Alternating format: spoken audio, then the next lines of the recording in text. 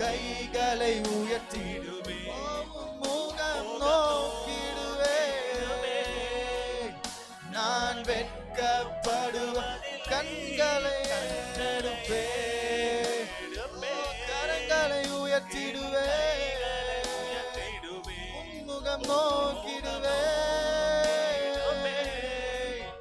நான் வெட்க இன்னும் ஒரு விசை கூட கண்களை ஏறெடுப்பேன், என் கைகளை உயர்த்திடுவேன், முகம் நான் வெட்கப்படுவதில்லை. கண்களை ஏறெடுப்பேன், என் கைகளை உயர்த்திடுவேன், முகம் நோக்கிடுவேன். நான் சொல்லுங்க, கண்களை ஏறெடுப்பேன், என் கைகளை உயர்த்தி சொல்லப்பா, முகம் நோக்கிடுவேன். நான் வெட்கப்படுவதில்லை, கண்களை ஏறெடுப்பேன், என் கைகளை முகம் நோக்கிடுவேன். நான் வெட்கப்படுவதில்லை, கண்களை ஏறெடுப்பேன். ஆண்டவரே, எங்கள் கைகளை உயர்த்தி, எங்கள் கைகளை ஸ்திரப்படுத்தி, எங்கள் வாழ்க்கையை ஸ்திரப்படுத்தி, எங்கள் குடும்பத்தை ஸ்திரப்படுத்தி, நீர் இதுவரை நடத்தின விதங்களுக்கு, நீர் இதுவரை பாதுகாத்ததற்கு, நீர் இதுவரை என்னோடு உடன் இருந்ததற்கு நன்றிகளை செலுத்துகிறோம். எங்கள் கண்களை ஏறெடுத்து பார்க்கும் பொழுது, நீர் ஒருவர் மாற்றாண்டவரை தென்பட, எங்களுடைய வாழ்க்கையின் பிரச்சனையோ எங்கள் போராட்டங்களோ எங்களுக்கு முன்பதாக இல்லாமல் உம்முடைய கண்கள் மாத்திரம், எங்களுடைய கண்கள் மாத்திரம் உம்மை நோக்கி அமர்ந்திருக்க, உம்மை நோக்கி காத்திருக்க உதவி செய்யுங்க ஆண்டவரே.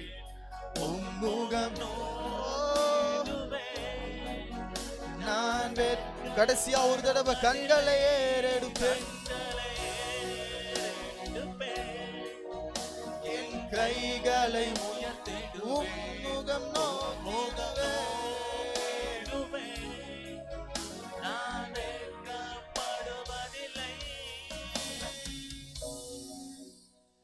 நான் வெட்கப்படுவதில்லை, நான் வெட்கப்படுவதில்லை, நான் வெட்கப்படுவதில்லை, நான் வெட்கப்படுவதில்லை. சொல்லுங்க, நான் வெட்கப்படுவதில்லை, நான் வெட்கப்படுவதில்லை, நான் வெட்கப்படுவதில்லை, நான் வெட்கப்படுவதில்லை, நான் வெட்கப்படுவதில்லை, நான் வெட்கப்படுவதில்லை, நான் வெட்கப்படுவதில்லை, நான் வெட்கப்படுவதில்லை, நான் வெட்கப்படுவதில்லை. கண்களை ஏறெடுப்பேன், என் கைகளை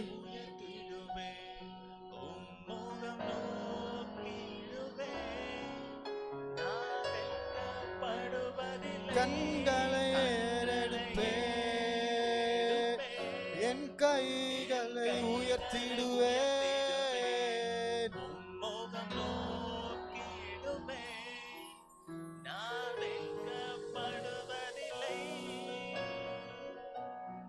எங்கள் கண்களை ஏறெடுத்து பார்த்து, எங்களுடைய கரங்களை உயர்த்தி, இந்த ஆராதனை முழுவதும் உங்களுடைய கரங்களை ஒப்படைக்கிறோம். நீர் மாத்திரம் மகிமைப்படுங்க, நீர் மாத்திரம் ஆண்டவரை ஸ்திரப்படுத்துங்க. ஆண்டவரை எல்லா இக்கட்டுகளிலிருந்து எங்களை நீக்கி, எல்லா சாப கட்டுகளிலிருந்து எங்களை நீக்கி, எங்களோட உடனிருந்து எங்களோட உடனிருந்து எங்கள் வாழ்க்கையில ஆண்டவரை நீர் பயணித்து கொண்டிருக்கிறதற்காக நன்றிகளை செலுத்துகிறோம். மீதியான எல்லா வேலையும் உடைய கரங்களை ஒப்படைக்கிறோம். நீர் மாத்திரம் மகிமைப்படுங்க. எல்லாவற்றையும் இயேசு கிறிஸ்துவின் நாமத்தினால கேட்டு ஜெபிக்கிறோம் எங்கள் நல்ல பிதாவே, ஆமென். ஹல்லேலூயா, ஹல்லேலூயா. சந்தோஷமா இருக்கீங்களா? சந்தோஷமா இருக்கீங்களா? நிஜமா தான் சொல்றீங்களா? உங்களை ஆண்டவர் இதுவரைக்கும் நடத்தி, இதுவரைக்கும் உங்களை பாதுகாத்து, இதுவரைக்கும் உங்களோடு உடன் இருந்து, அவர் கடந்து வந்த பாதைகள், நாம் கடந்து வந்த பாதைகளை ஒரு விசை திரும்பி பார்க்கும் பொழுது அவருக்கு எத்தனை நன்றி சொன்னாலும் பார்த்தாது. எத்தனை பேர் சொல்ல முடியும்? புதிய நாளுக்குள்ள நம்ம நடத்தி புதிய கிருபைகளால நம்ம நிறைத்து அவர் வாழ்க்கையில எப்போதுமே என்ன பண்ணுவாராம்? புதிய காரியங்களை தான் செய்வாராம். அவர் பழச சொல்லிட்டு இல்லை ஒரு வார்த்தைகளை அவர் கொடுத்து விட்டு அதை ஆண்டவர் நிறைவேற்றதை காட்டிலும் அவர் புதிய வாக்குத்தத்தங்களையும் புதிய காரியங்களையும் புதிய மாற்றங்களையும் நம்முடைய வாழ்க்கையில அவர் தருகிற தேவனா இருக்கிறார். எத்தனை பேர் சொல்ல முடியும்? எனக்கு ஆண்டவர் இந்த நாளில் இந்த காலை வேளையில புதிய புதிய வாக்குத்தத்தங்களை புதிய காரியங்களையும் புதிய கிருபைகளையும் அவர் கொடுத்து கொண்டு இருக்கிறாரு. காலை தோறும் அவருடைய கிருபைகள் எப்படியதான் இருக்குதான்? புதியதா இருக்கிறதா. அதே போலதான் இன்னைக்கு ஆண்டவரை நம்பி வந்திருக்கிற நாம், இன்னைக்கு ஆண்டவரை தேடி வந்திருக்கிற நாம் இந்த காலை வேளையில புதியவர்களாய் புதிய முகங்களாய் புதியதாய் நம்ம பிறந்த ஒரு குழந்தையை போல அவரை நோக்கி அமர்ந்திருக்கும் பொழுது அவர் நமக்கு எல்லாவற்றையும் செய்ய வல்லவரா இருக்கிறார். எல்லாருக்கும் தெரிந்த பாடல் தான், புதிய நாளுக்குள் என்னை நடத்தும் புதிய கிருபையால் என்னை நிரப்பும் என்ற பாடலை பாட போகிறோம்.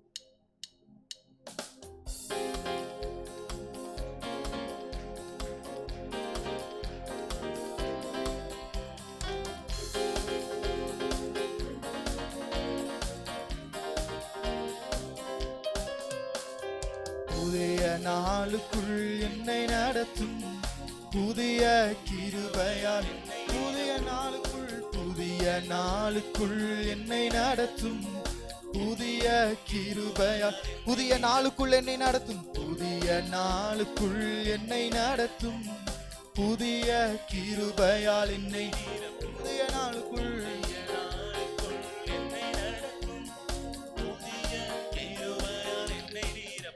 புது கிருபை தாரும் தேவா, புது பலனை தாரும் தேவா, புது கிருபை தாரும் தேவா, புது பலனை தாரும் தேவா, புதிய நாளுக்குள் என்னை நடத்தும் புதிய கிருபையால் என்னை நிரப்பும், புதிய நாளுக்குள் என்னை நடத்தும் புதிய கிருபையால் வெட்கத்துக்கு பதிலாக நன்மை தாரும் தேவா, வெட்கத்திற்கு பதிலாக நன்மை தாரும் தேவா, கண்ணீருக்கு பதிலாக எங்கள் கண்ணீருக்கு பதிலாக களிப்பை தாரும் தேவா, ஆனந்த களிப்பை தாரும்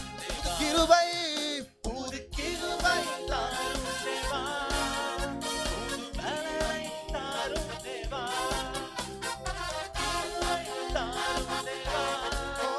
புது பலனை தாரும் தேவா, புதிய நாளுக்குள் என்னை நடத்தும் புதிய நாளுக்குள்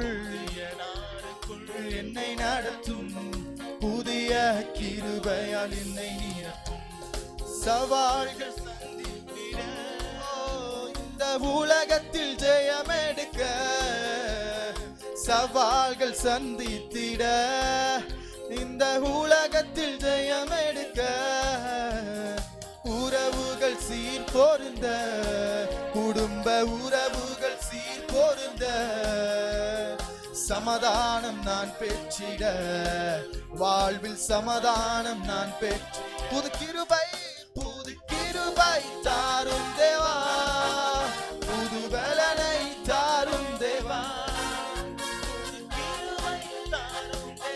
புது பலனை தாரும் தேவா, புதிய நாளுக்குள் என்னை நடத்தும் புதிய கிருபையால் என்னை புதிய நாளுக்குள் என்னை நடத்தும் புதிய கிருபையால், ஆரம்பம் அற்பமானாலும் முடிவு சம்பூர்ணமாய் அவர் பெருக செய்திருக்கிறார். சம்பூர்ணமாய் ஆரம்பம் அற்பமானாலும் முடிவு சம்பூர்ண, குறைவுகள் நிறைவாகட்டும், எல்லா குறைவுகள் நிறைவாகட்டும், எல்லா வறட்சி செழிப்பாகட்டும், எல்லா வறட்சி செழிப்பாகட்டும், புது கிருபை தாரும் தேவா, புது பலனை தாரும் தேவா, புது கிருபை தாரும் தேவா, புது பலனை புது கிருபை தாரும் தேவா, புது கிருபை தாரும் தேவா, புது பலனை தாரும் புது கிருபை, புது கிருபை தாரும் தேவா, புது பலனை தாரும் தேவா. வானத்திலும் இந்த பூமியிலும் வல்லமையான ஒரு நாமம் உண்டு. வானத்திலும் இந்த பூமியிலும் வல்லமையான மனுஷருக்குள்ளே வல்லமையான் வேறொரு நாம. மனுஷருக்குள்ளே வல்லமையான் வேறொரு நாமம். அவர் நாமம் இயேசு கிறிஸ்து.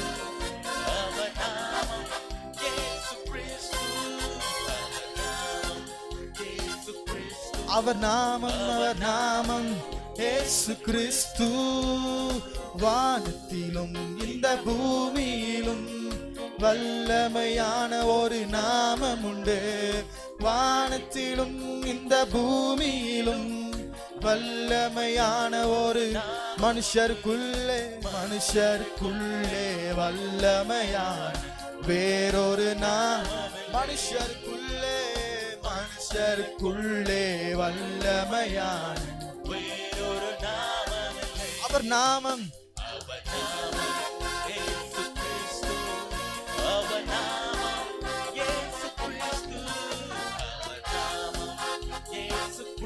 இயேசு கிறிஸ்து. நாமம் இயேசு கிறிஸ்து. பெயர் சொல்லி அழைத்தது உங்க கிருபை, பெரியவனாக்கியது உங்க கிருபை. என்ன பெயர் சொல்லி அழைத்தது உங்க கிருபை, என்ன பெரியவனாக்கியது. என்ன பெயர் சொல்லி அழைத்தது உங்க கிருபை, பெரியவனாக்கியது. பெயர் சொல்லி அழைத்தது உங்க கிருபை, பெரியவனாக்கியது. கிருபை கிருபை கிருபை கிருபை கிருபை கிருபை கிருபை.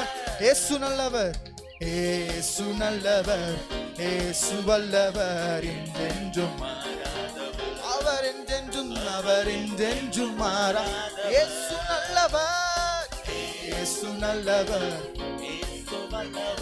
என்றென்றும் மாறாதவர், அவர் என்றென்றும் மாறா.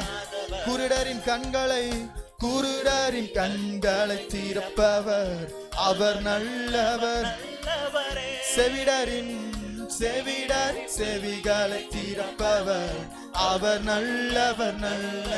குருடரின் கண்களை ஓ நல்லவரே.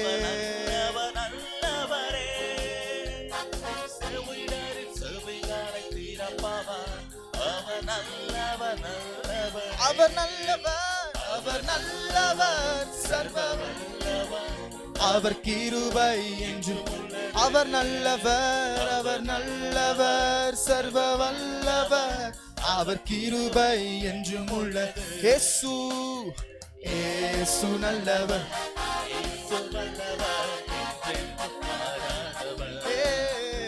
அவர் என்றென்றும் மாறாதவர். இயேசு நல்லவர், இயேசு வல்லவர், என்றென்றும் மாறாதவர். அவர் என்றென்றும் மாறாதவர். இயேசு நல்லவர், இயேசு நல்லவர், இயேசு வல்லவர், என்றென்றும் மாறாதவர். அவர் என்றென்றும் மாறாதவர். அவர் என்றென்றும் மாறாதவர். அவர் என்றென்றும் மாறாதவர். புது கிருபை தாரும் தேவா, புது பலனை தாரும் தேவா, புது கிருபை தாரும் தேவா. நல்ல கரங்களை தட்டி புது பலனை தாரும் புது கிருபை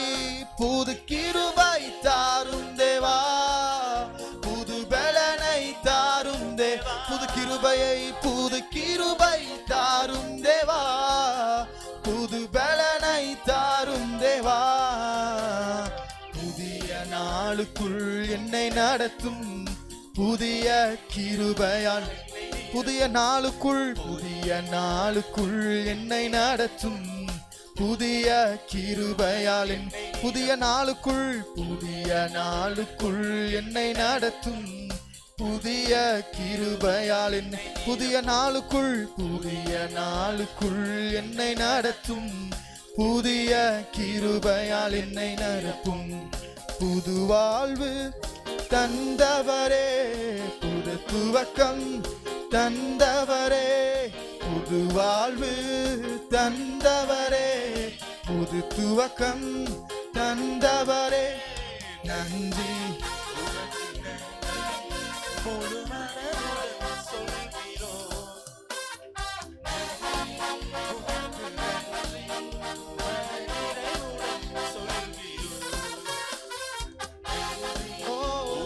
நன்றி முழு மனதுடன் சொல்கி நன்றி நன்றி உமக்கு நன்றி மன நிறைவுடன் சொல்கிறோ. நல்ல கரங்களை தட்டி ஆண்டவரை இதுவரைக்கும் எங்களை நடத்தி எங்களை பாதுகாத்து நடத்தின எல்லா விதங்களுக்கும் நன்றி. ஆண்டவரை எங்களை மறவாமல் ஆண்டவரை எங்களை இன்னும் இந்த நாள் வரைக்கும் எங்களோடு உடன் இருந்து எங்களை பாதுகாத்து நடத்தினீரே உமக்கு நன்றிகளை செலுத்துகிறோம். ஆண்டவரே உமக்கு நன்றி, உமக்கு நன்றி, உமக்கு நன்றி. அப்படியெல்லாம் கண்களை மூடி இன்னும் கொஞ்ச நேரம் ஆண்டவர் ஆராதிக்க போகிறோம். அவர் செய்த நன்மைகள் எல்லாவற்றையும் நினைத்து, அவர் நமக்கு பாராட்டின எல்லா கிருபைகளையும் நினைத்து, அவர் இதுவரை நம்மை நடத்தி, இதுவரை பாதுகாத்து, இதுவரை உடனிருந்து அவர் நடத்தின எல்லா காரியங்களுக்கும் நன்றியை செலுத்த போகிறோம்.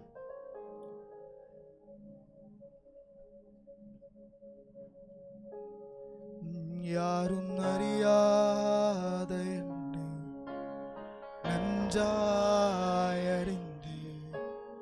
தேடி வந்த யாரும் அறியாத என்னை நன்றாயறிந்து தேடி வந்த ஒன்றும் இல்லாத என்னை ஒன்றும்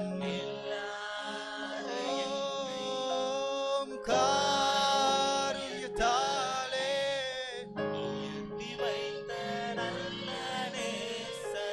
ஒன்றுமில்லாத என்னை என்றும் இல்லாத என்னை காரியத்தாலே உயர்த்தி வைத்த நல்ல நேசரே.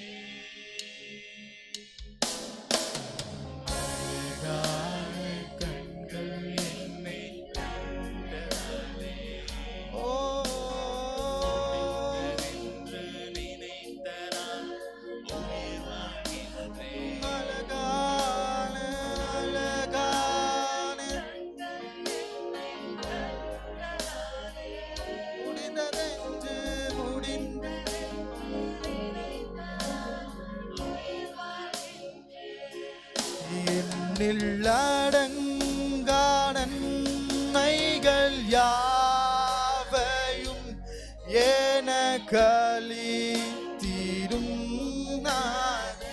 என்னில் அடங்கா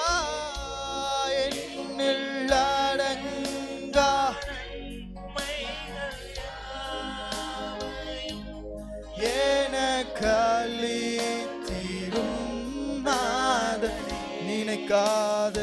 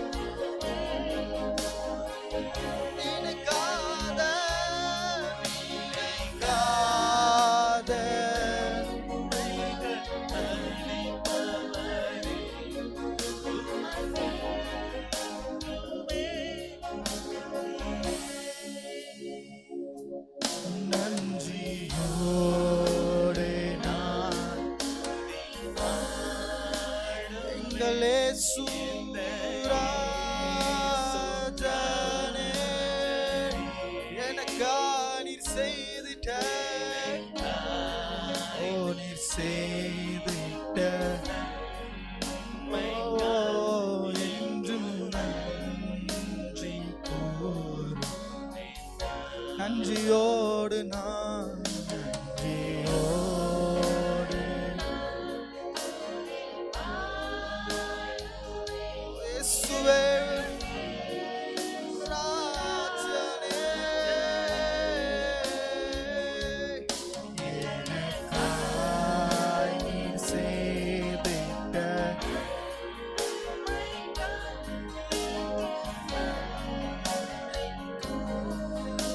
சத்திய தெய்வத்தின்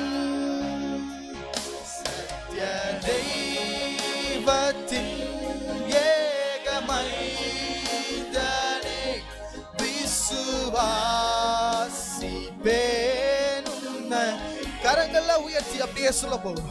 சத்திய தேவத்தின் எங்கள் ஏகத்தின் தெய்வம் ஐந்த நீர் ஒருவர் மாத்திரம். ஆண்டவரை இனி வருகின்ற எல்லா காலமும் விசுவாசிக்க, உம்மை பாட, உம்மை புகழ எங்களுக்கு ஒரு நாவுகளை கொடுத்ததற்கு நன்றிகளை செலுத்துகிறோம். வரும் காலம் முழுவதும் மரங்கள் மரங்கள் போலிந்திடுமே.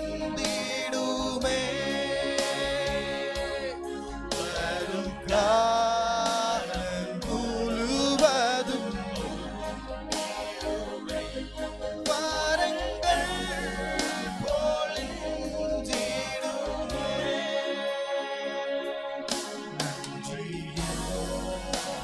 நன்றியோடு நன்றியுள்ள இருதயத்தோடு வந்து நிற்கிறோம் ஆண்டவரே. நன்றியுள்ள இருதயத்தோடு வந்து நிற்கிறோம். நாங்கள் செய்த நன்மைகளை ஒருவேளை ஜனங்கள் நன்றி மறந்து ஜனங்களாக இருந்த போதிலும் நீர் ஒரு நாளும் ஆண்டவரே எங்கள் வாழ்க்கையில் நன்மையை செய்ய மறக்கல ஆண்டவரே. என்றும் நன்றியோடு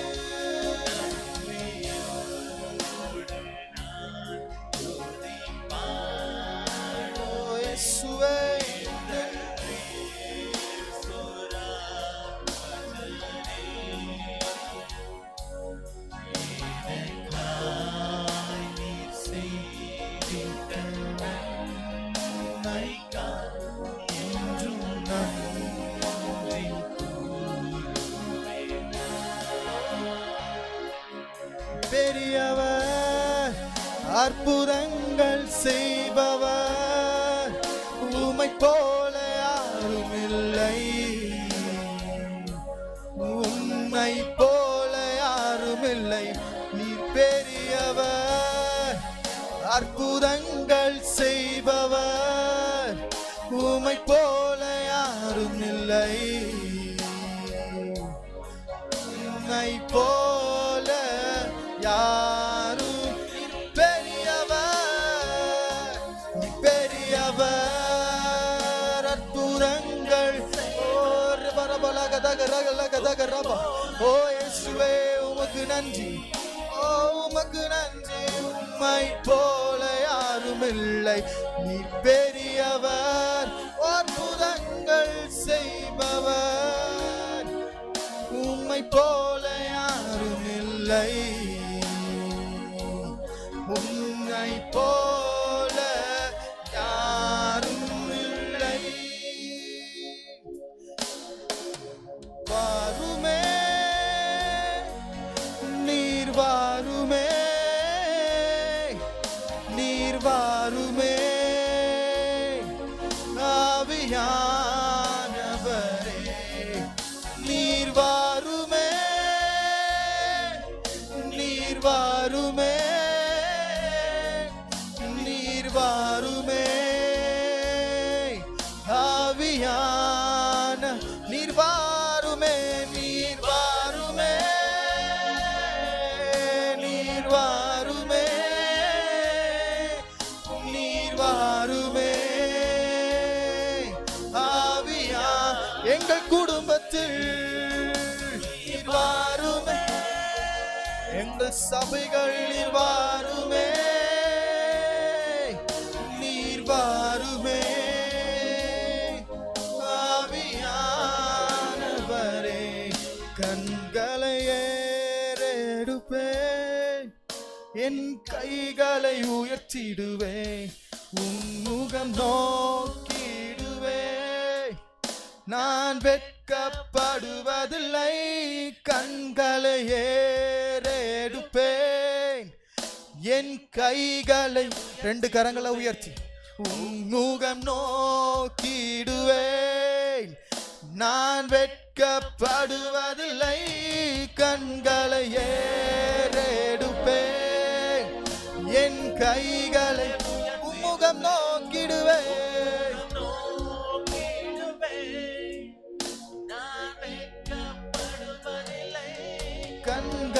ஏறெடுப்பேன், என் கைகளை உங்க முகம் நோக்கிடுவேன். ஓ, நான் வெட்கப்படுவதில்லை, கண்களை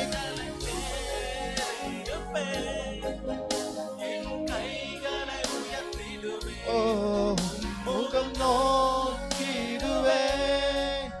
நான் வெட்கப்படுவதில்லை.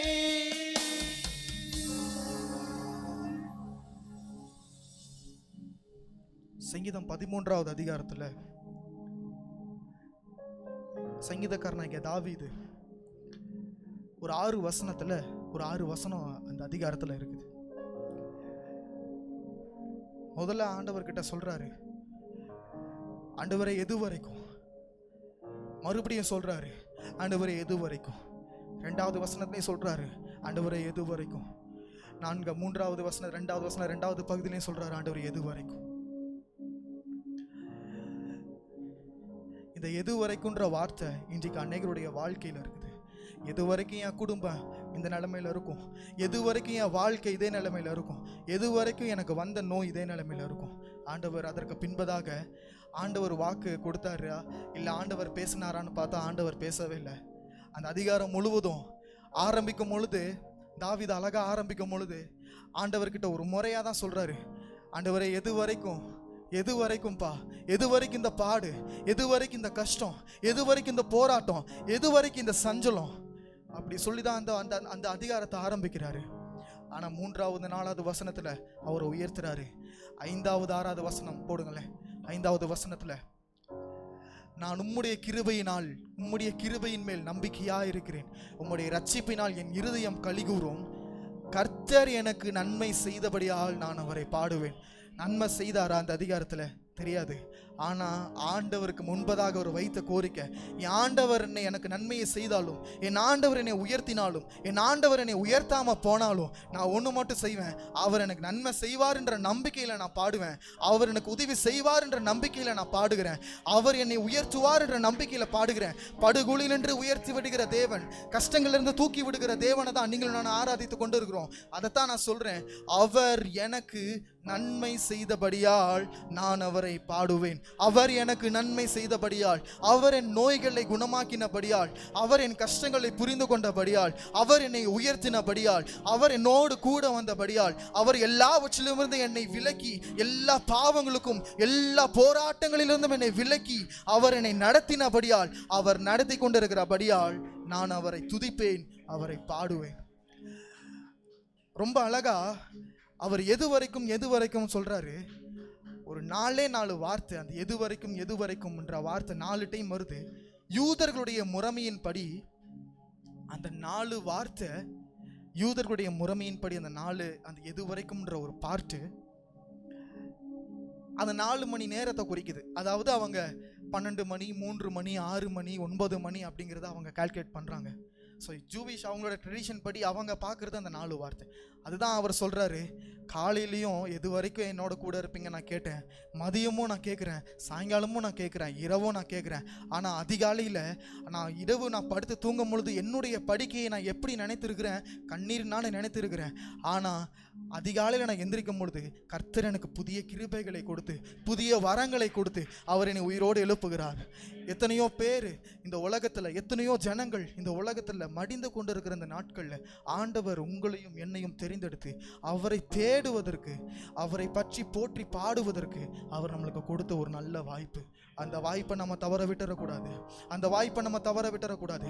இதுவரைக்கும் ஆண்டவரை எது வரைக்கும் என்னுடைய பாடுகள், எது வரைக்கும் என்னுடைய போராட்டங்கள் என்று நான் கேட்டுட்டு இருந்தேன்னா, இன்னைக்கு ஆண்டவர்கிட்ட சொல்ல போறேன், அவர் எனக்கு நன்மை செய்தபடியால், அவர் எனக்கு நன்மை செய்தபடியால், அவர் என்னுடைய எல்லா காரியங்களையும் மாற்றினபடியால் நான் சொல்ல போறேன், கண்களை ஏறெடுப்பேன், என் கைகளை உயர்த்திடுவேன், உன்முகம் நோக்கிடுவேன், நான் வெட்கப்படுவதில்லை, கண்களை ஏறெடுப்பேன், என் கைகளை உன்முகம் நோக்கிடுவேன், நான் இன்னும் ஒரு விசை கூட கண்களை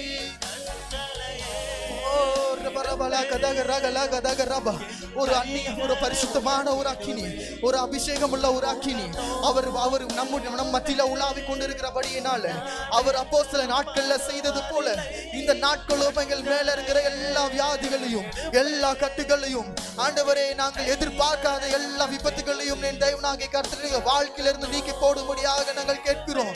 ஓ இயேசுவே உமக்கு நன்றி. ஓ கண்களை ஏறெடுப்பேன், கண்களை ஏறெடுப்பேன், என் கைகளை ஓ கைகளை உயர்த்திடுவேன். நான் வெட்கப்படுவதில்லை.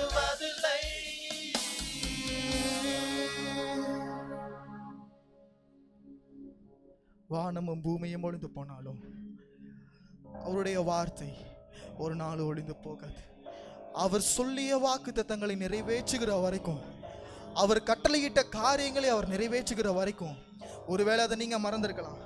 நான் இப்பவும் சொல்றேன், நம்ம ஆண்டவர் அவர் ரொம்ப அமைதியா இருக்கிறாருன்னா ஒன்று மட்டும் எதிர்பார்த்து கொள்ளுங்க, ஒன்று மட்டும் நீங்க யோசிச்சுக்கோங்க. அவர் ஃபியூச்சரில் ஒர்க் பண்ணுறதுக்காக தான், உங்களுடைய எதிர்காலத்தில் அவர் ஒர்க் பண்ணுறதுக்காக தான் இப்போ ப்ரெசென்ட்டில் ரொம்ப அமைதியாக இருக்கிறாரு. சில நாட்கள் சில நேரங்களில் ஆண்டவரே ஏன் அமைதியாக இருக்கிறீங்க நீங்கள் கேட்டது உண்டானால் ஒரே ஒரு வார்த்தை மட்டும்தான், நீங்கள் ஃப்யூச்சரில் உங்களோட வாழ்க்கை நல்லா இருக்கணும், ஃப்யூச்சரில் உங்கள் லைஃப் இன்னும் மேலே வரணும் அப்படின்றதுக்காக தான் ப்ரெசென்ட்டில் ரொம்ப அமைதியாக இருக்கிறாரு. அவர் அமைதியாக இருக்கிறனா எல்லாத்துக்கும் ஒரு காரணம் இருக்குது. அவர் அமைதியாக இருந்தாருன்னா ஒரு காரணம் இருக்குது. அவர் பேசினா ஒரு காரணம். அவருடைய வாழ்க்கை, அவர் நம்முடைய வார்த்தையை நம்முடைய வாழ்க்கையில் அவர் கொடுத்தா அதற்கு ஒரு காரணம் இருக்குது. ஆண்டவர் ஆசீர்வாதங்களை அவர் கொடுக்கிறவர் தான். ஆனால் அந்த ஆசீர்வாதங்களை கொடுக்கிற அந்த தேவன் நம்ம எதை பண்ணிடக்கூடாது. நான் விசுவாசத்தில் ஆசீர்வாதத்தை பெற்றுக்கொண்டேன், விசுவாசித்த ஆண்டவர் எனக்கு கொடுத்தாரு, விசுவாசித்த ஆண்டவர் எனக்கு செஞ்சாரு. அதையெல்லாம் தாண்டி ஆண்டவர் என் மேல அன்பு வச்சாருப்பா, அதனால எனக்கு இதை செஞ்சாரு. ஆண்டவர் என் மேல பிரியமா இருந்தார், அதனால இந்த காரியங்களை எனக்கு நடப்பித்தார். இதுவரை நடத்தின தேவன் இனியும் அவர் நடத்த வல்லவரா இருக்கிறார்.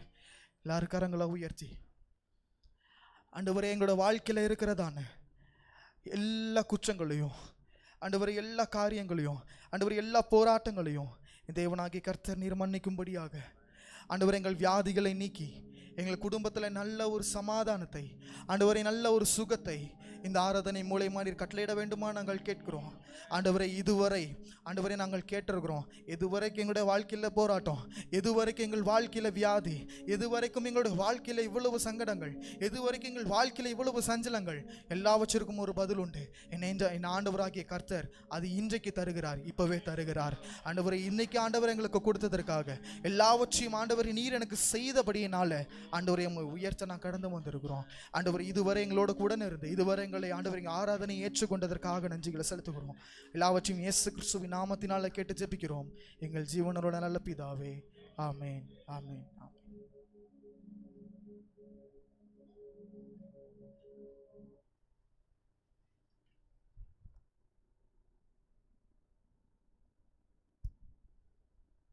ஒரு சில அறிவிப்புகள் மட்டும் அதற்கு பின்பதாக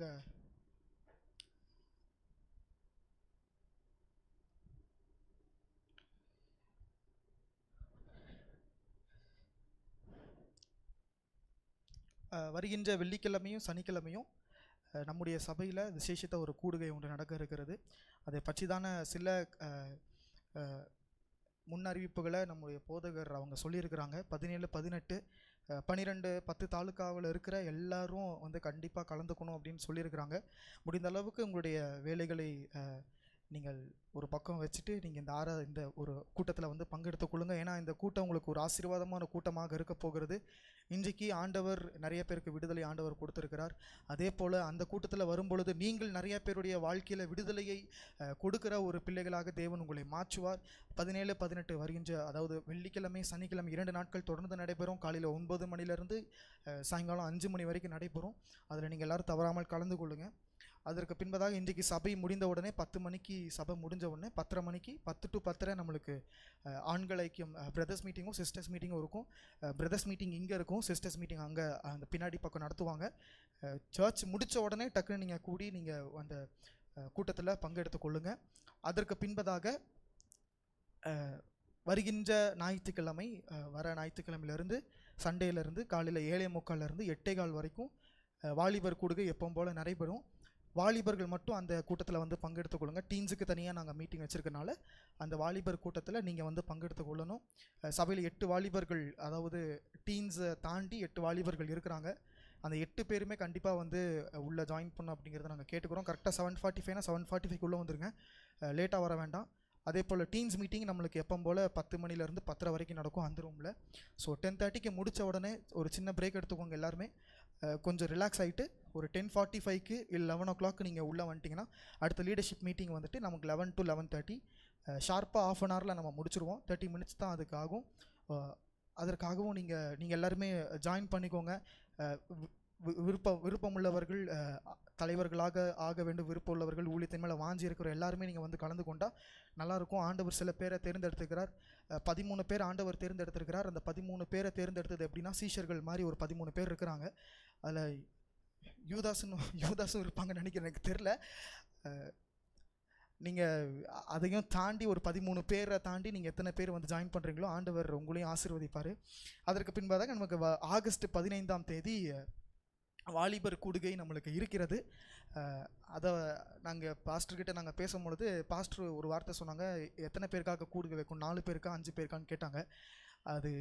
அது வந்துட்டு நீங்கள் தான் டிசைட் பண்ணணும், 4 பேருக்கு கூட்டம் வைக்கலாமா 5 பேருக்கு கூட்டம் வைக்கலாமான்னு. ஏன்னா அண்ணா வந்து அங்கேருந்து இவ்வளோ தூரம் வராரு. ஸோ 4 பேர் 5 பேர் இருந்தால் அந்த கூட்டத்தை கேன்சல் பண்ணிவிட்டு அது ஃபேமிலி செமினாராக மாற்றிடுவாங்க.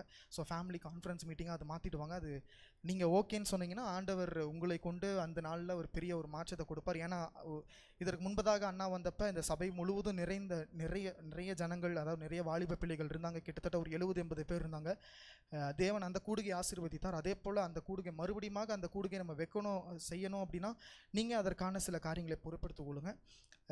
அதற்கு பின்பதாக டெய்லியும் மார்னிங் நம்மளுக்கு 5:30 மணிலேருந்து 5:30 வரைக்கும் இந்த கூட்டத்திற்காக வருகின்ற 17-18ஆம் தேதி நடக்கிற கூட்டத்திற்காக ஜெபித்து கொண்டு இருக்கிறாங்க. எல்லா அம்மாமார்களும் ஜெபிக்கிறாங்க. அந்த கூட்டத்தில் யார் பங்கெடுத்து கொள்ளையோ நீங்களும் ஜாயின் பண்ணிக்கோங்க. இன்னும் ஒரு 4-5 நாள் தான் இருக்குது. நீங்கள் ஜாயின் பண்ணி நீங்கள் ஜெபிக்கும் பொழுது ஆண்டவர் அந்த 17-18 நடக்கிற அந்த கூட்டத்தில் ஒரு பெரிய விடுதலை ஆண்டவர் கொடுப்பார். எத்தனை பேர் விசுவாசிக்கிறீங்க? ஆண்டவர் விடுதலையை கொடுப்பார். அதற்கு பின்பதாக வருகிறதான ஆகஸ்ட் 1ஆம் தேதி காலை 5:30 மணிலேருந்து 6:30 மணி வரைக்கும் நம்முடைய சபையில் அந்த மாதத்திற்கான வாக்குத்தத்தம் ஜெபம் நடக்கும். அது கண்டிப்பாக நடக்கும். சனிக்கிழமை வருது. சனிக்கிழமை மோஸ்ட்டாக சில பசங்களுக்கு, ஸ்கூல் போகிறவங்களுக்கு, காலேஜ் போகிறவங்களுக்கு மோஸ்ட்டாக லீவ் இருக்கும். எல்லாருமே வந்துருங்க. காலைல 5:30 to 6:30 ஆண்டவருடைய சமூகத்தை தேடி நம்ம கடந்து போகும்பொழுது அதான் சொன்னல, காலைதோறும் உடைய கிருபைகள் புதிதாக இருக்குது. அன்றைக்கி வந்தீங்கன்னா ஆண்டவர் அந்த மாதத்திற்கான வாக்குத்தத்தத்தை சுதந்திரித்து கொண்டு கடந்து போகும்பொழுது தேவன் உங்கள் வாழ்க்கையில் அந்த ஒரு மாதம் முழுவதும் ஒரு உயர்த்தின காரியங்களை நீங்கள் பார்க்க முடியும், கண்டிப்பாக பார்க்க முடியும். நீங்கள் எல்லாருமே தவறாமல் வந்து கலந்து கொள்ளுங்கள்.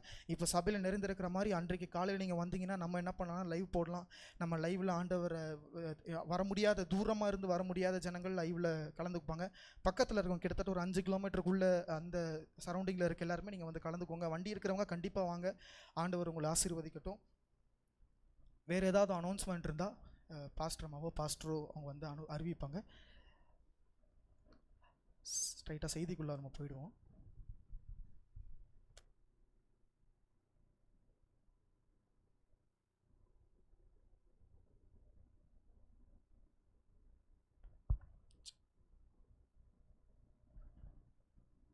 ஹல்லேலூயா, ஹல்லேலூயா.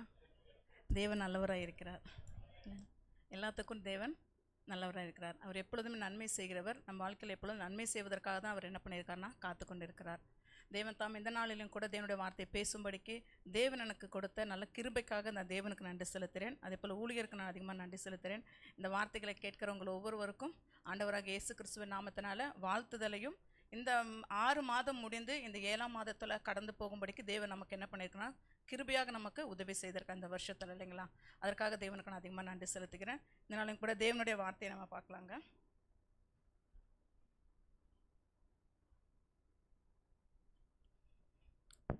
இதனால் நான் பேசப்படுகிற வார்த்தை யாரை குறித்து அப்படின்னு கேட்டிங்கன்னா, எலியாவை குறித்து நம்ம என்ன பண்ண போகிறோன்னா பார்க்க போகிறோம்.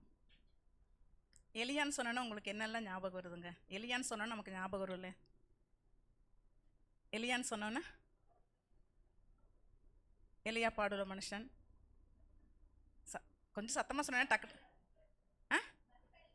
கருத்தாய் ஜெபம் பண்ணார். அப்புறம் தீர்க்கதரிசி. அப்புறம் முக்கியமானதெல்லாம் சொல்ல. இயற்கையே வந்துட்டு அவர் பண்ணார். ஓகே, எலியான்னு சொன்னால் நமக்கு என்னெல்லாம் ஞாபகம் வரும்னு சொன்னால், காகத்தை கொண்டு போசித்தார். சாரிபாத் விதவையின் வீட்டில் என்ன பண்ணார் அவர்? அப்பமும் மாவையும் என்ன பண்ணார், எண்ணெயும் அவர் கொடுத்தாரு. அக்னி வரவழைச்சார். மலை என்ன பண்ணார், அடைச்சார். திருப்பி மலை என்ன பண்ணார், திரும்பி வர வச்சார். இது மட்டும் நமக்கு என்ன பண்ண, எலியான்னு சொன்னால் நமக்கு ஞாபகம் வருகிறது. இது ஞாபகம். இந்த எலியாவை குறித்து தான் நம்ம இன்றைக்கி பார்க்க போகிறோம். எலியாவை குறித்து 2 விதமான காரியங்கள் நம்ம என்ன பண்ணுறோன்னா இன்றைக்கி பார்க்கலாம். அதில் ஒரு வசனம் நம்ம வாசிக்கலாங்க. 1 ராஜாக்கள் 19ஆம் அதிகாரம் 7வது வசனம் நம்ம வாசிக்கலாம்.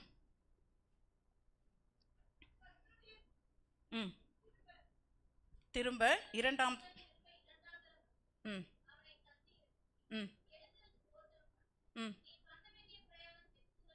போதுமா? கர்த்தருடைய தூதன் திரும்ப 2ஆம் தரம் வந்து அவனை தட்டி எழுப்பி, நீ எழுந்திரு, போஜனம் பண்ணு, நீ பண்ண வேண்டிய பிரயாணம் வெகு தூரம் என்று சொன்னான். இப்போ எலியாவுடைய கருத்து இது வந்து 2ஆம் தரம் அப்படிங்கிற வார்த்தையை நான் என்ன பண்ணுறேன்னு சொன்னால், இந்த வேதத்தில் வாசிக்கும் பொழுது இந்த எலியாவுடைய காரியங்களை 2 பகுதிகளாக நான் என்ன பண்ணியிருக்கேன், நான் பிரித்து உங்களுக்கு என்ன பண்ண போகிறேன், நான் சொல்ல போகிறேன். அப்போ இதுக்கு மேலே ஒரு வசனம் இருக்கும். அதுக்கு மேலே உள்ள வசனத்தை நீங்கள் வாசிங்க. 1வது வசனத்தை வாசிங்க.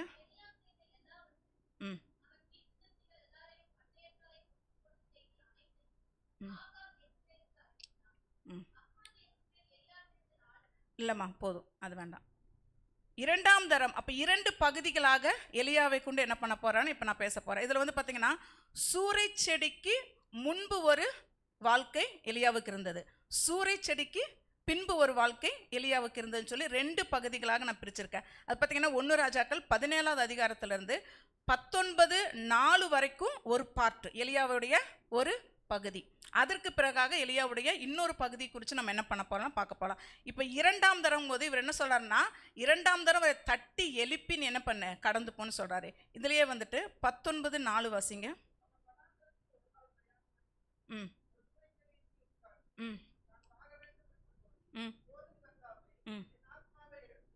போதும், நான் சாக வேண்டும் என்று சொல்லி என் ஆத்துமாவை எடுத்துக்கொள்ளும், போதும் கர்த்தாவே அப்படின்னு. போதும் கர்த்தாவே அப்படின்னு என்ன பண்ணுறாருன்னா இந்த இடத்துல எலியா வந்து சொல்கிறாரு. இதில் இன்னொரு வசனத்தை நம்ம வாசிக்கலாம். 2 ராஜாக்கள் 17:1.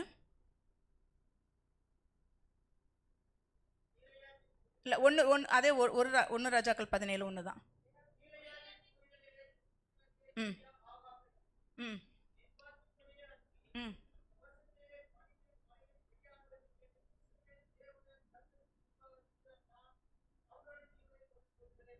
போதும்.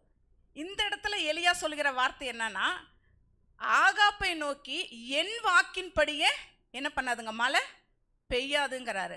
ஆனால் அதே வந்துட்டு 1 ராஜாக்கள் 19:7 அவர் என்ன சொல்கிறாருன்னா, போதும் 19:4 போதும் கர்த்தாவே சாகிறேன்னு சொல்கிறாரு. இந்த இடத்துல சொல்கிற வார்த்தைக்கு இந்த இடத்துல சொல்கிற வார்த்தைக்கு நிறைய என்னதுங்க வித்தியாசம் இருக்குது. இங்கே சொல்கிறாரு, ராஜாக்கு முன்னாடி என்ன சொல்கிறாருன்னா, மலையை நான் என்ன பண்ணுவேன், என் வாக்கின்படியே மலை என்ன பண்ணுவேன், நான் அடைத்து வைப்பேன் அப்படின்னு ராஜாக்கு முன்னாடி சொல்கிறாரு. கொஞ்சம் ஒரு அதிகாரம் தான், அதுக்குள்ளேயே என்ன பண்ணிட்டாருன்னா, போதும் கர்த்தாவே நான் சாகிறேன் அப்படின்னு. அப்போ இதுக்கும் இடையில என்ன நடந்துச்சு, ஏன் வந்து இப்படி எலியா வந்து சொன்னார் இல்லைங்களா? ஏன் எலியா இவ்வளோ தைரியமாக ஒரு ராஜாக்கு முன்னாடி இயற்கைக்கு மேலேயே அதிகாரத்தை என்ன பண்ணார் அவர் சொல்லி, நான் மலை என்ன பண்ணுவேன் இந்த நாட்டில் வரிசிக்க மாட்டேன், மலை அடைக்கப்படும்னு சொன்ன எலியா இந்த இடத்துல ஒரே ஒரு அதிகாரத்துக்குள்ள உடனே அவருக்கு என்னாச்சுன்னா, போதும் கர்த்தாவே நான் என்ன பண்ணுறேன், சாகிறேன்னு சொல்லி அந்த வார்த்தையை ஏன் சொல்லணும், அதை குறித்து நம்ம பண்ணுறோம். அப்போ எலியோடைய வாழ்க்கையில் என்ன நடந்துச்சு, அவர் வானத்திலிருந்து என்ன பண்ணார்னா அக்னியை வரவழைத்தார், மலை என்ன பண்ணார் அடைச்சார், திரும்பி மலை என்ன பண்ணார் திரும்ப வரவழைச்சாரு இல்லைங்களா? 50 அந்த இடத்துல வந்து பார்த்தீங்கன்னா கேரி தட்டங்கள் கொண்டு தீர்க்கதரிசனம் கொலை, அவர் என்ன பண்ணார்னா கொலை செய்தார் இல்லைங்களா? நிறைய பேர் பாகால் முன்பதாக இருந்த அந்த தீர்க்கதரிசிகள், பாகாலுக்கு முன்பதாக இருந்த அந்த நபர்கள் என்ன பண்ணாருன்னா கொலை செய்தார். இப்படி நிறைய விஷயங்கள் அவருடைய வாழ்க்கையில் ரொம்ப உயர்வாக இருந்தது. ஏன் திடீர்னு இந்த ஒரு வார்த்தையை வந்து ஏன் இவர் சொன்னார், இவர் லைஃப்பில் வந்து என்னாச்சு? ஆகாப் என்ன சொன்னார்னா, நீ எழுந்து என்ன பண்ணு, போஜனம் பண்ணு. ராஜாவை சொல்கிறாரு, நீ போ, நீ எழுந்து என்ன பண்ணு, ரதத்தை பூட்டிட்டு நீ போங்கிறார். ஏன்னா மழை என்ன பண்ணுது வரப்போகுது, நீ எழுந்து என்ன பண்ணு, போஜனம் பண்ணு. இப்படி ராஜாக்கு முன்பதாக அதிகாரமாய் பேசின, ஒரு அத்தாரிட்டியாய் பேசின, அவருக்குள்ள ஒரு அதிகாரம் இருந்தது. இத்தனை அதிகாரம் இருந்ததை ஏன் வந்து அவர் இந்த வார்த்தையை வந்து சொன்னார் அப்படின்னா இவருக்குள்ளே அப்படி என்ன நடந்துச்சு, எதனால் இவர் போதும் கர்த்தாவே என்று சொன்னார் அப்படின்னு சொல்லி கேட்டிங்கன்னா நீங்கள் வந்து யோசிப்பீங்க என்னன்னா அதுக்கு ஒரு வசனம் இருக்குது, அது கீழே நம்ம வாசிக்கலாங்க. 19:2. ம் ம் ம்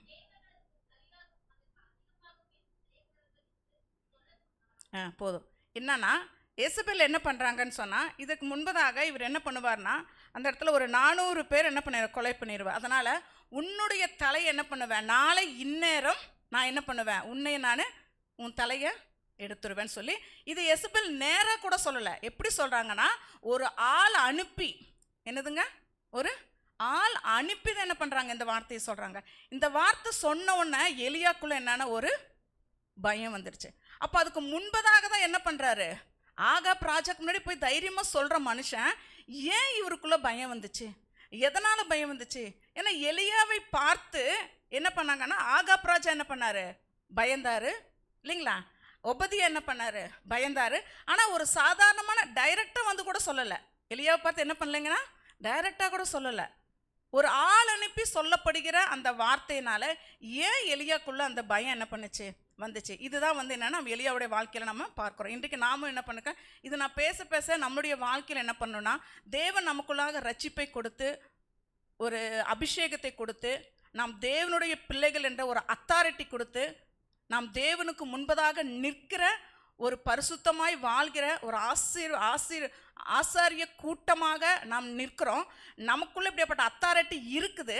ஆனாலும் சில வேலைகளை நம்ம என்ன பண்ணுறோன்னா போதும் கர்த்தாவே, என் வேலையில் இந்த பிரச்சனை இருக்கனால எனக்கு போதும் கர்த்தாவே, என் வியாதியில் போதும் கர்த்தாவே, எனக்கு இந்த சூழ்நிலை மாறலை அதனால் போதும் கர்த்தாவே, என் பிராணனை நீங்கள் எடுத்துக்கொள்ளுங்க போதும் கர்த்தாவே. நிறைய பேர் சொல்கிறோமா நம்ம வாழ்க்கையில்.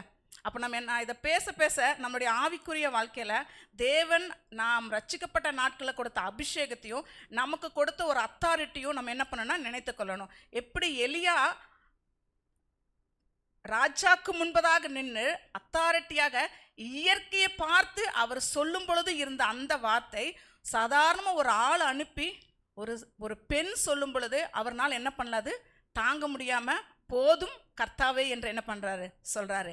இன்றைக்கு உங்களுடைய வாழ்க்கையில் நீங்கள் சில சூழ்நிலைகளில் சில காரியங்களை போதும்னு சொல்லி நின்னீங்கன்னா ஏன் போதும்னு அவர் என்ன பண்ணுறாரு சொல்கிறாரு, எதனால் அவர் போதும்னு சொன்னார், ஏன் நம்முடைய ஆவிக்குரிய வாழ்க்கை குறைஞ்சி போச்சு, ஏன் நம்முடைய ஜெபஜீவியம் குறைஞ்சிருச்சு, ஏன் ஆரம்பத்தில் இருந்த நம்மளுடைய விசுவாசம் இன்னைக்கு இல்லை, ஆரம்பத்தில் எதுவுமே இல்லைனாலும் தேவனை நடத்துவார்னு சொல்கிற காரியம் இருக்குது. ஆனால் இப்போ ஏன் நம்மளால் அதை என்ன பண்ண முடியல, தொடர்ந்து நம்மளால் ஜெயம் எடுக்க முடியல.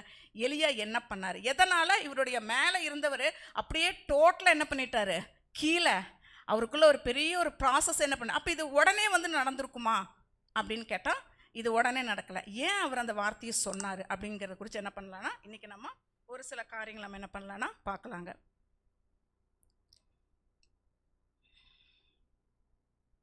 1 ராஜாக்கள் அதுலேயே 17:21 வசனத்தை நீங்கள் வாசிங்களேன். ம் ம்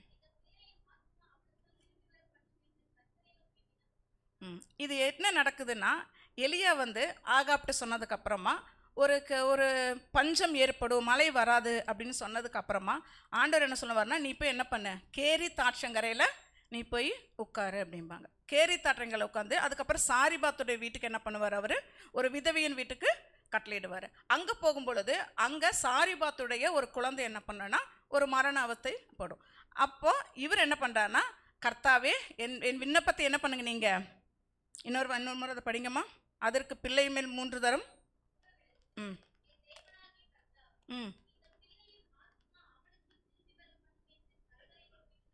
கர்த்தரை நோக்கி விண்ணப்பம் பண்ண. இது சாதாரண விஷயம் தான் இல்லைங்களா. இப்போ நம்ம சொல்ல ஆமாம் அவங்க வீட்டில் வந்து தங்கினார், எலியா தங்கினார், அதனால் அந்த பிள்ளை வியாதியாக இருந்துச்சு, அதனால் என்ன பண்ணுறாரு அவர் ஜெபிக்கிறாரு. ஏன்னா எலியா ஜெபம் பண்ணால் என்ன பண்ணுங்க, எல்லாமே வானத்திலேருந்து அக்னி வரும், அவர் மலையை அடைப்பார், மலையை திரும்ப பெய்ய வைப்பார், எல்லாமே செய்வார். எலியா வந்து கருத்துள்ளவனா என்ன பண்ணுவார், அவர் ஜெபிக்கார். இப்படி இருக்கும் பொழுது இது ஜெபம் பண்ணதுனால என்ன அப்படின்னா, ஆனால் அவர் ஜெபம் பண்ணுறதுக்கு முன்னாடி அதுக்கு மேலே உள்ள வசனத்தை நீங்கள் வாசிங்க.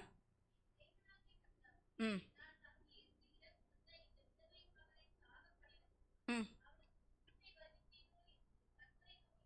என்ன சொல்கிறாருன்னா, என் தேவனாகிய கர்த்தாவே, நான் தங்கி இருக்கிற இடம் கொடுத்த இந்த விதவையின் மகனை.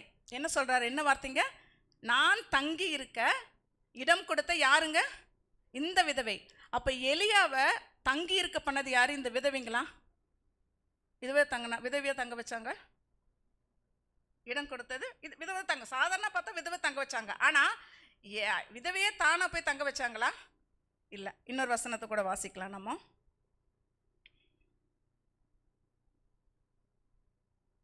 17, அதே 17:9 வாசிங்க.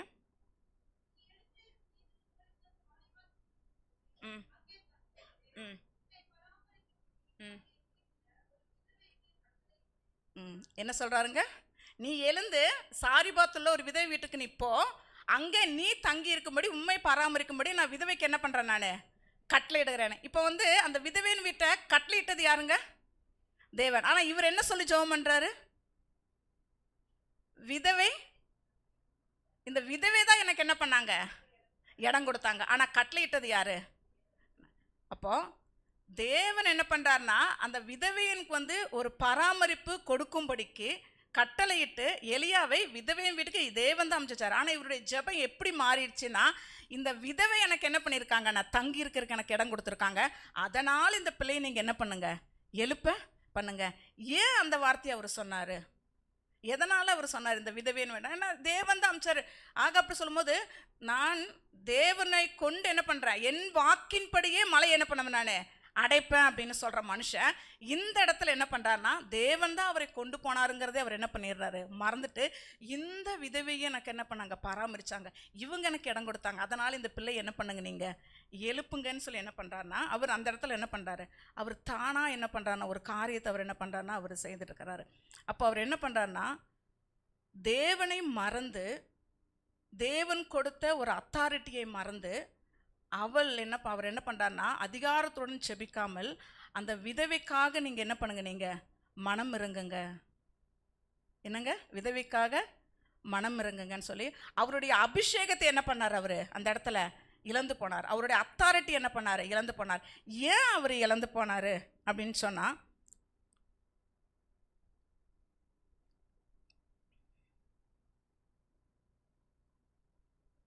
அவர் கேரி தாட்சங்கரையில் அவர் இருக்கும் பொழுது எத்தனை நாட்கள் அங்கே இருந்தார்னு சொன்னீங்கன்னா, சில நாட்கள் தான் என்ன பண்ணார்? அந்த இடத்துல அவர் இருந்தார். ஆனால் இந்த சாரிபாத்தின் விதவை வீட்டில் கிட்டத்தட்ட 3 வருஷம் என்ன பண்ணிட்டார்? அவர் அந்த நாட்களில் அவங்க வீட்டில் என்ன பண்ணிட்டார்னா, அவர் தங்கி இருந்துட்டார். அது கீழே 18:1 வாசிப்போம்.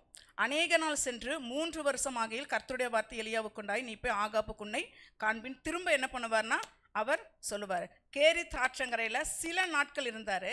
இந்த 3 வருஷம் என்ன பண்ணார்னா, அந்த சாரிபாத்துடைய வீட்டில் அவர் இருக்கும் பொழுது அவருக்குள்ளே என்னாச்சின்னு சொன்னால், அந்த 3 வருஷமும் நான் தேவனை நீங்கள் அனுப்புனாருங்கிற ஒரு காரியத்தையே அவர் மறந்து அந்த வீட்டில் இருக்கிற ஒரு மனுஷனாக என்ன பண்ணிட்டார்? அவர் மாறிட்டார். அவருக்குரிய பேர் என்ன ஆயிடுச்சு? நான் எலியா, நான் அபிஷேகம் பெற்றவன், நான் அத்தாரிட்டி பெற்றவங்கிற எந்த எண்ணமும் இல்லாமல் ஒரு சாதாரணமான ஒரு லைஃபுக்குள்ளே அந்த 3 வருஷம் ஒரு இடத்துல இருக்கும் பொழுது அவர் அந்த இடத்துக்கு ஏற்றார் போல் தன்னை என்ன பண்ணிட்டார்னா மாற்றிட்டார்.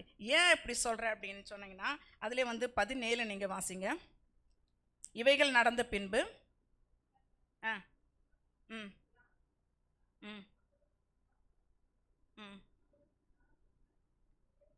அப்போ எலியா வந்த உடனேயுமே அந்த வீட்டில் என்னன்னா அந்த வியாதி என்ன பண்ணுதுங்க?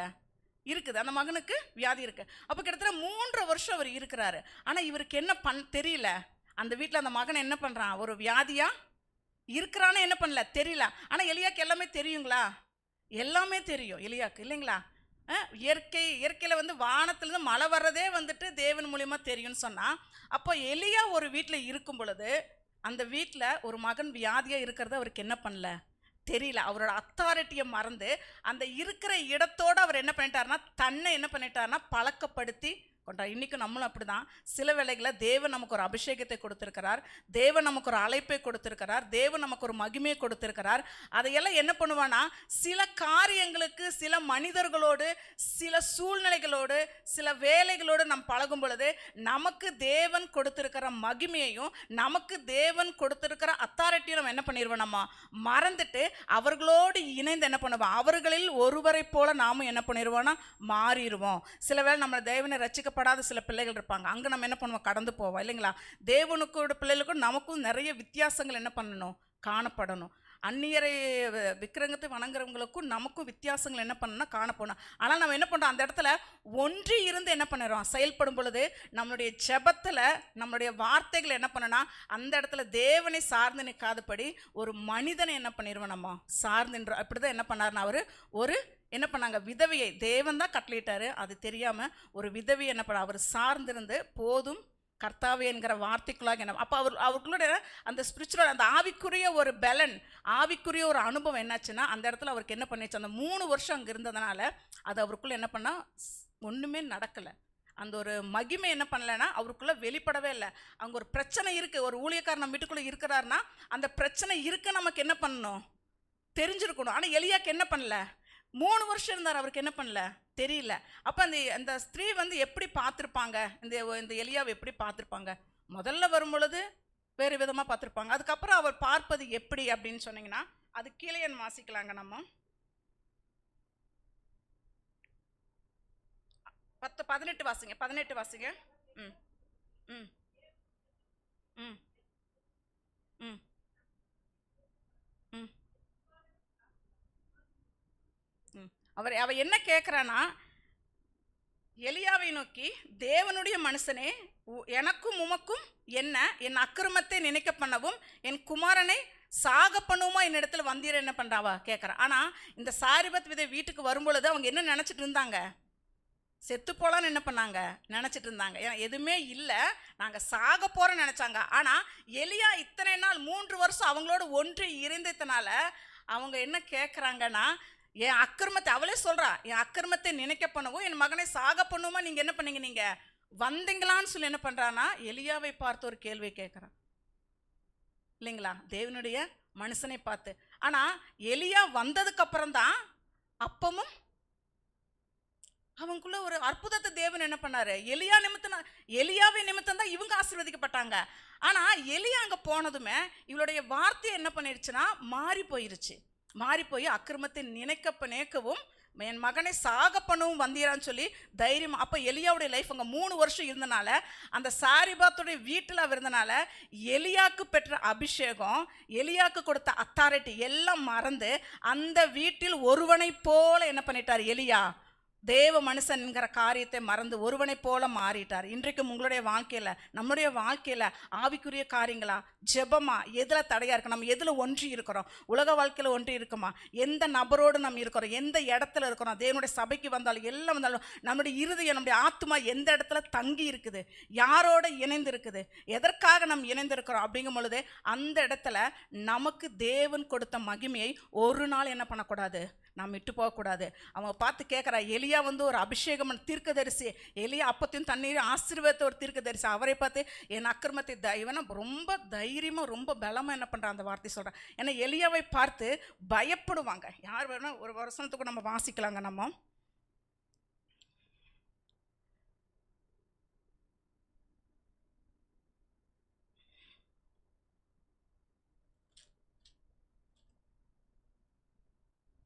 ஒன்று ராஜாக்கள் 18ஆம் அதிகாரத்தில் 7வது வசனத்தை நம்ம வாசிக்கலாம்.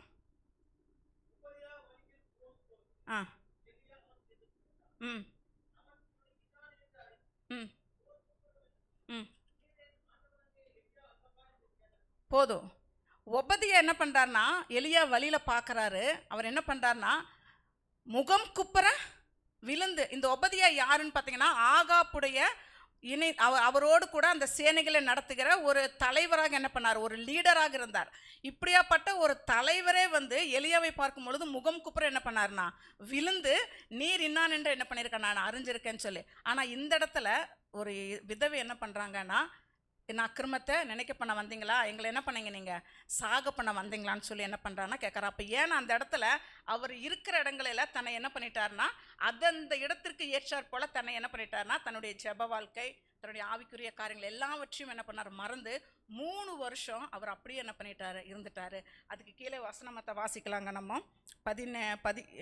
23 1 ராஜாக்கள் 17 23 24 இல்லைம்மா 24 வாசிங்க.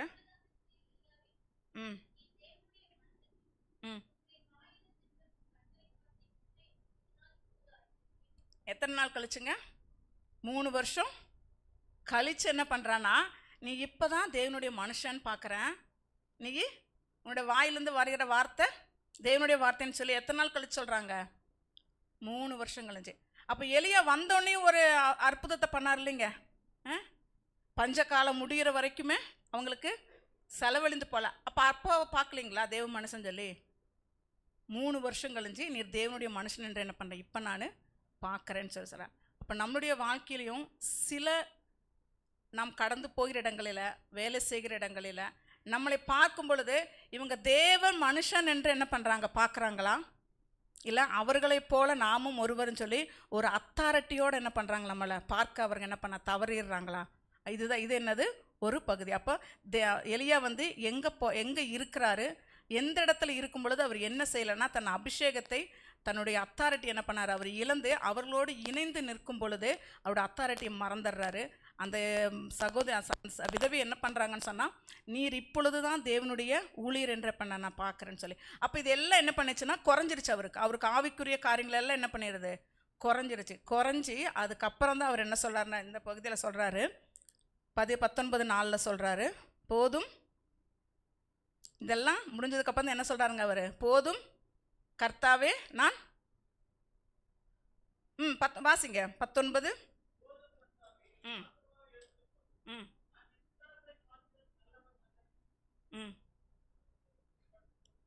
போதும். சூறை செடியின் கீழ் படுத்துக்கொண்டு என்ன பண்ணார்னா நித்திரை செய்தார். அப்போ அவருடைய ஆவிக்குரிய வாழ்க்கை, அவருக்கு பெற்ற ஒரு அபிஷேகம், அவருடைய மகிமை என்ன பண்ணார்னா, அந்த 3 வருஷம் அங்கே இருந்தனால அவர் எல்லாத்தையும் மறந்துட்டார். அந்த விதவை சொல்லுகிற வார்த்தையை கூட அவரால் என்ன பண்ணலன்னா, இவ இப்படி பேசுகிறாள்னு கூட என்ன பண்ணல, அவருக்கு தெரியல. அப்போ நம்ம தெரிஞ்சுக்கொள்ள வேண்டியது என்னென்னா, தேவன் நம்மளை ரட்சிப்பை பெற்று இந்த நாட்டில் நம்ம அபிஷேகத்தை பெற்று நமக்கு ஒரு இடத்த கொடுத்துருக்காரு. ஒவ்வொருவருக்கும் தேவன் என்ன நம்ம ஒவ்வொருவருக்கும் தேவன் ஒரு அழைப்பை கொடுத்துருக்கிறார். சிலருக்கு வந்துட்டு என்ன பண்ணலன்னா ஒரு ஜெபத்தின் அழைப்பை கொடுத்துருக்கலாம், சிலருக்கு சுவிசேஷத்தின் அழைப்பை கொடுத்துருக்கலாம், சிலருக்கு வியாதியை சுகமாக்குற காரியங்களை கொடுத்துருக்கலாம். ஆனால் கொடுக்கும் பொழுது இருந்த அந்த அபிஷேகம், அந்த அத்தாரிட்டி நாளாக நாம் ஏதோடு அதிகமாக இணைந்து நாம் கடந்து போகிறோமோ அதோடு நம்ம அதுவாக என்ன பண்ணிடுறோம், மாறிடுறோம். அவர்கள் பார்த்து நம்மளை என்ன சொன்னாலுமே நமக்கு அந்த காரியம், நான் யாருங்கிறது, எலியாங்கிற பேர் அந்த இடத்துல என்ன ஆயிடுச்சுன்னா மறைஞ்சு போய் சாதாரணமான ஒரு மனுஷனாக என்ன பண்ணுறாரு, அந்த இடத்துல மாறிறாரு. அவருடைய ஸ்பிரிச்சுவல் ஆவிக்குரிய வாழ்க்கை ரொம்ப தோய்ந்து போனதாக என்ன மாறி போகுது. ஆனால் இந்த நாட்களில் நம்மளுடைய வாழ்க்கையில் அப்படி சில காரியங்கள் எதே இடத்துல நம்ம தோய்ந்து போயிருக்கோமா? சில இடங்களில் நம்ம ஜெபிக்கிறதுனால ஜெபத்தில் வந்து நம்ம பலவீனமாக இருப்போம் இல்லைங்களா? தேவனோடு இணைந்திருக்கிற காரியங்களை பலவீனமாக இருப்போம். சில ஒரு விஷயத்துக்கு நம்ம பழகிட்டோன்னா அதுலேருந்து வெளியே வர்றது என்னென்னா சுலபமாக நம்மளை வெளியே வர முடியாது. அப்போ நாம் எங்கே இருக்கிறோம், எந்த இடத்துல இருக்கிறோம், யாரோடு இருக்கிறோம், எந்த இடத்துல இருந்தாலும் தேவன் கொடுத்த அபிஷேகத்தை என்ன பண்ணணும், நாம் அந்த இடத்துல வைக்கிறோம். நமக்கு ஒரு அத்தாரிட்டி இருக்குது, நமக்கு ஒரு பெயர் இருக்குது, கிறிஸ்துவர்கள் என்கிற நமக்கு ஒரு பெயர் இருக்குது. அந்த இடத்தை நாம் என்ன பண்ணக்கூடாது, ஒரு நாளும் விட்டு கொடுக்கக்கூடாது. ஏன்னா தேவனுடைய மகிமையை தேவன் ஒருவருக்கும் ஒரு நாள் என்ன பண்ண மாட்டார், விட்டு கொடுக்க மாட்டார். நம்மளுடைய அடையாளத்தை, நம்மளுடைய அத்தாரிட்டி என்ன பண்ணணும்னா எல்லா இடங்களும் நம்ம என்ன பண்ணணும்னா காமிச்சிட்டே இருக்கணும். அப்போ தேவன் உங்களுக்கு கொடுத்துருக்கிற இடத்துல என்ன பண்ணணுமோ, நாம் தேவனுடைய பிள்ளை என்கிற ஒரு அதிகாரத்தை எப்பொழுதுமே நம்ம மனதில் என்ன பண்ண நினைத்துக்கணும். இந்த காரியம்தான் என்னாச்சுன்னா, அவர் என்ன பண்ணுறாருனா, போதும் கர்த்தாவே, அவ்வளோ தைரியமாக பேசின மனுஷன் போதும் கர்த்தாவேன்னு சொல்லி என்ன பண்ணுறாருனா, இதை ஒரு சம்பவம் எனக்கு ஞாபகம் இருந்தாங்க. கிறிஸ்துவ கடந்து போகும்பொழுது அவர் சொல்லுவார், பேதுரு என்ன சொல்லுவார்னா, என்னை சீசரோட கேட்பார், என்னை யார் என்று சொல்லுகிறார்கள்னு சொல்லி கேட்பாங்க. அப்போ பேதுரு சொல்லுவார், ஒரு வார்த்தையை சொல்லுவார், உன்னை ஜீவனுள்ள தேவனுடைய குமாரனாகிய கிறிஸ்துன்னு சொல்லுவார். சொல்லி முடிச்சுட்டு அதுக்கப்புறம் 2 ஸ்டெப்புக்கு அப்புறம் சொல்லுவார், நான் வந்து என்ன மரணத்துக்குள்ளாக போகிறேன், நான் சிலுவையில் என்ன பண்ண போகிறேன், நான் கடந்து போகிறேன். அப்படிங்கும் பொழுது உடனே பேதுரு என்ன பண்ணுவார்னா, நீங்கள் ஒரு நிமிஷம் தனியாக வாங்கன்னா அவர் எப்படி கூட்டிகிட்டு போயிருப்பாருங்க, தனியாக வாங்கன்னு சொன்னால் நம்ம ஒருத்தர் முன்னாடி பேசிகிட்டே போகிறாங்க இல்லைங்க, நம்ம முன்னாடி பேசிகிட்டே நம்ம போகிறோம். நம்ம அப்போ தனியாக நம்ம ஒருத்தர் கூட்டிகிட்டு போகணுன்னா நம்ம தனியாக எப்படி கூட்டிகிட்டு போவோம், நம்ம அவங்கள இப்படி கையை வச்சு இப்படி முன்னாடி போயிட்டுருக்கோம், நம்ம இப்படி கையை வச்சு என்ன பண்ணுவோம், தனியாக என்ன பண்ணுவான், பின்னாடி கூட்டிகிட்டு போவான். அப்போது தேவன் முன்னாடி போனார், பேதுரு என்ன பண்ணல, சீசர்கள் அப்படியே போயிட்டே இருக்கிறாங்க.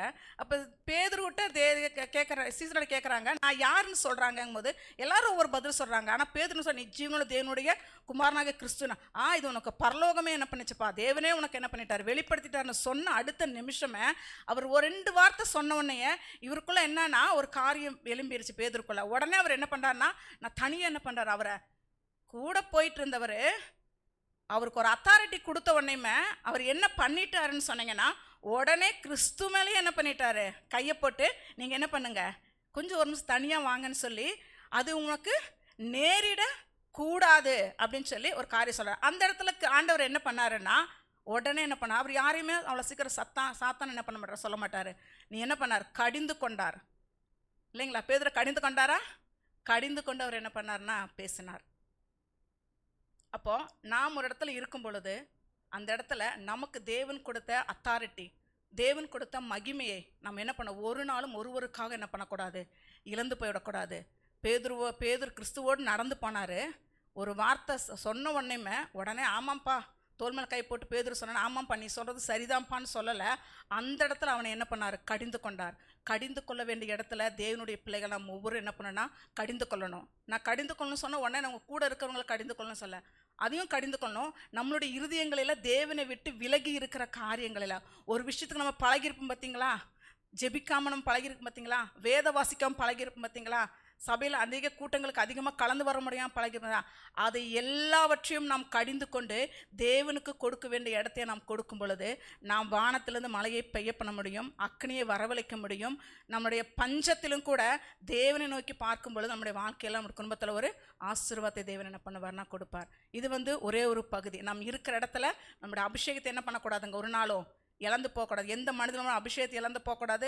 நமக்குள்ளாக இருக்கிற தேவனுக்குள்ளாக இருக்கிற உறவை எதுக்காகவும் யாருக்காகவும் என்ன பண்ணக்கூடாது, இழந்து போக. இது என்ன பண்ணார்னா, எலியா இழந்து போனங்காட்டி தான் அந்த விதவை சொல்லுகிற வார்த்தையில் அவர் என்ன பண்ணார்னா, அவருக்கு எதுவுமே கேட்கல. நான் யார், என்ன, என் பேர் என்ன, நான் என்னெல்லாம் செஞ்சுட்டு இருந்தேங்கிற எல்லாத்தையும் மறந்துட்டு அவர் என்ன பண்ணுறாருனா ஒரு விண்ணப்பம் என்ன பண்ணுறாரு, கேட்குறாரு. நீங்கள் ஆண்டவரே நீங்கள் சுகப்படுத்துவீரோ, நீங்கள் வியாதியை மாற்றுவீரோ, அது வரைக்கும் நான் சொல்கிறேன்னு சொன்னவர், நீங்கள் செய்வீங்களா, நீங்கள் பண்ணுவீங்களா அப்படின்னு கேட்குற இடத்துல அவரே என்ன பண்ணிட்டார்னா கடந்து போயிட்டார். அப்போ இது ஒரு விஷயம். இன்னும் அடுத்து ஒரு விஷயத்தை நம்ம பார்க்கலாங்க.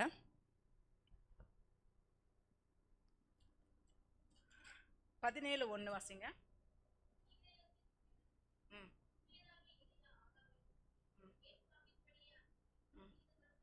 இல்லைம்மா, 18:1 வாசிங்க. ம் ம் ம் போதும். என்ன சொல்கிறாருன்னா, ஆகாப்புக்கு உன்னை காண்பி, முடிஞ்சிருச்சு. சாரிபாத் வீட்டுக்கு போயிட்டாரு, அங்கே விதவை வீட்டுக்கு போயிட்டாரு, அந்த இடத்துல இருந்தார். அப்போ கேரி தாட்சங்கரில் காகம் என்ன பண்ணிச்சு, அவருக்கு போஸ்ட்டுது, எல்லாம் முடிஞ்சுது. 3 வருஷம் இருந்ததுக்கப்புறம் அதை பார்த்தீங்களா, 3.5 வருஷம் என்ன பண்ணார், அந்த இடத்துல இருந்தார். முடிஞ்சதுக்கப்புறம் நீ போய் உன்னை என்ன பண்ணு, ஆகாப்புக்கு காண்பி. இது எலியாவுடைய வாழ்க்கை. நம்மளுடைய ஆவிக்குரிய வாழ்க்கையில் கிட்டத்தட்ட ஒரு 10 வருஷத்துக்கு முன்பதாக நமக்கு ஒரு தரிசனம் கொடுக்கப்பட்டுச்சு. 12 தாலுக்காவுக்கு நீங்கள் என்ன பண்ணுங்க, நீங்கள் போங்க, நீங்கள் கடந்து போங்கள். இந்த வார்த்தையை நீங்கள் ஞாபகம் வச்சுக்கோங்க. எலியாப்பா சொல்கிறாரு, நீ ஆகாப்புக்கு உன்னை என்ன பண்ணு, காண்பி அப்படின்னு. அப்போ ஆகாப்புக்கு காண்பிக்கும் போது இவர் எலியா எங்கே போகணுங்க, யார்கிட்ட போகணும்? ஏன்னா ஏற்கனவே ஆகாப்ட்டு தான் என்ன பண்ணியிருந்தார், இவர் போய் சொல்லியிருந்தார். ஆகாப்ட்டு தான் போய் மழை வராது, என் வாக்கின்படியே நான் என்ன பண்ணுறேன், வானத்தை நான் மழை அடைக்கிறேன். அப்போ இவர் திரும்ப யார்கிட்ட போகணும், ஆகாப்கிட்ட போகணும். ஆனால் இவன் ஆகாப்கிட்ட போனாருங்களா? இன்றைக்கி தரிசனத்தை நோக்கி நான் போக சொல்கிறார் ஊழியக்காரு. நம்ம தரிசனத்தை நோக்கி போயிருக்கோமா? போகலை இல்லைங்களா? நமக்கு ஒரு தரிசனம் இருக்குது இல்லைங்களா? நம்ம வீடு, நம்ம பிள்ளைங்க, நம்முடைய வாழ்க்கை, நம்முடைய பிரச்சனை, நம்முடைய சூழ்நிலைகள், இதெல்லாம் நமக்கு ஒரு தரிசனம். ஆனால் இதே காட்டிலும் பரம தரிசனம் ஒன்று இருக்குது. அந்த தரிசனத்தை நோக்கி கடந்து போகும் பொழுது இந்த தரிசனத்தை, நம்முடைய தரிசனத்தை தேவன் என்ன பண்ணுவார், நிறைவேற்றுவார். இதில் நம்ம வாசிக்கலாங்களே, இவர் ஆகாப்பை நோக்கி கடந்து போன்னு சொல்லும் பொழுது இவர் என்ன பண்ணுறாருன்னா, 5வது வசனத்தை நீங்கள் வாசிங்க. அதுலேயே 11. ம் ம் ம் ம் ம்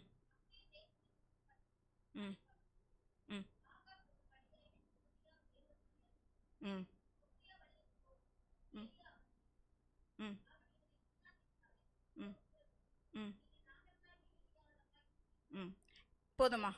என்ன சொல்லப்படுதுன்னா, இவர் ஆகாப்கிட்ட போய் உன்னை காண்பின்னு சொல்றாரு. ஆனால் மேலே 5வது வசனம் உள்ளது, ஒபதியாவும் ஆகாபும் 2 பேரும் என்ன பண்ணிட்டாங்க, பிரிஞ்சு போகிறாங்க. ஏன்னா அந்த நாட்டில் வந்து என்னாச்சுங்க, மழை வரல, பஞ்சமாக இருந்துச்சு. அப்போ நீங்கள் 2 பேரும் பிரிஞ்சு போகிறாங்க. நீ ஒரு பக்கம் போ, நான் ஒரு பக்கம் போகிறேன். ஏன்னா அந்த இடத்துல பஞ்சமாக இருக்கனால நமக்கு எதாவது தண்ணி கிடைக்குமா, ஆகாரம் கிடைக்குமா நம்ம பார்க்கலாம். நீ ஒரு வழி போ, நான் ஒரு வழி போன்னு சொல்கிறான். அப்போ ஆகாப் ஒரு வழியில் போகிறாரு, ஒபதியா ஒரு வழி போகிறாரு. தேவன் வந்து எலியாட்ட என்ன சொன்னார், நீ ஆகாப்புக்கு என்ன பண்ண, உன்னை போய் காண்பின்னு சொன்னார். ஆனால் இவர் வழியில் யாரை பார்க்குறாருங்க, ஒபதியாவை என்ன பண்ணுறாரு, இவர் பார்க்குறாரு. அப்போ வழியில் போகிற வழியில் தானே ஒபதியா வந்து பார்த்தாரு, அதனால ஒன்றும் தப்பு இல்லை அப்படின்னா. ஏன்னா எலியாக்கு எல்லாமே தெரியும். ஆண்டவர் என்ன சொன்னார்னா, நீ கேரி தாற்றங்கரைக்கு போன்னு சொன்னப்போ என்ன பண்ணார், கரெக்டாக கேரி தாற்றங்கரைக்கு போனார். சாரி பார்த்து விதவை வீட்டுக்கு போன்னு சொல்லும் பொழுது விதவை வீட்டுக்கு என்ன பண்ணார், கரெக்டாக அவர் போனார். எல்லாமே இவருக்கு தெரியும். அப்போ ஏன் இவர் வந்து ஒபதியா வந்து பார்த்தாரு வழியில்? இவர் நேரம் என்ன பண்ணியிருக்கணும், நீ போய் ராஜாட சொல்ல வேண்டியது தானே. ஏன்னா 2 பேரும் பிரிஞ்சு போகிறாங்க. அப்புறம் வழி தெரியும், ஆகாப் எந்த வழியில் போகிறாரு, ஒபதியா எந்த வழி போகிறாருன்னு தெரியும். அப்போ அந்த வழியில் அவர் என்ன பண்ணல, போகலை. இப்போ இந்த ஒபதியா பார்த்தனால என்னங்க, அதனால என்னங்க தப்பு? ஒபதியாவும் நீதிமான் தானங்க, இல்லை ஒபதியாவும் நீதிமான் தான், ஆகாப்பு நீதிமான் தான், ஆகாப்புடைய மனைவி நீதிமான் தான். ஏன்னா ஒபதியா வந்து நீதிமான் ஏன் சொல்கிறேன்னா, ஒபதியா வந்து என்ன பண்ணார்னா, அதுக்கப்புறம் கீழே நீங்கள் உள்ள வசனத்தை நீங்கள் வாசிச்சிங்கன்னு சொன்னால், இந்த தீர்க்கதரிசிகளை என்ன பண்ணுவார்னா, ஒபதியா ஒரு இடத்துல போய் என்ன பண்ணுவார், மறைச்சி வைப்பார். அப்போ இந்த நீதிமான ஒபதியா பார்த்ததுனால நமக்கு என்னங்க ஆச்சு?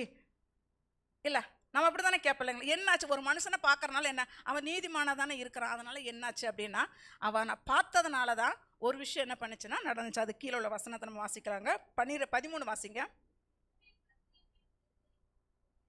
ம்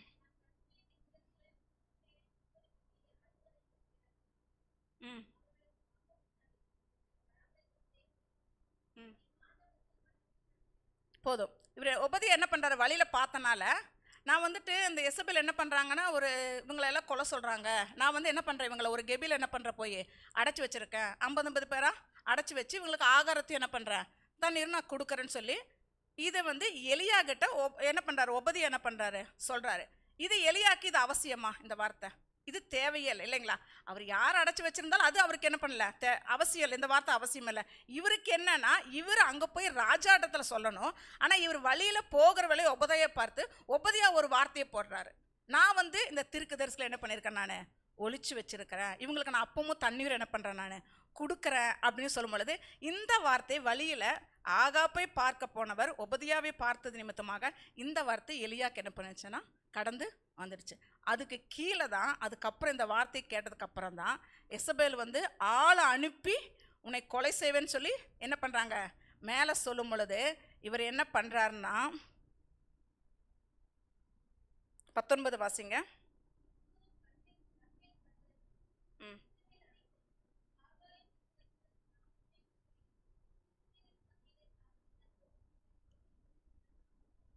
இல்லைம்மா, 19:9 வாசிங்க.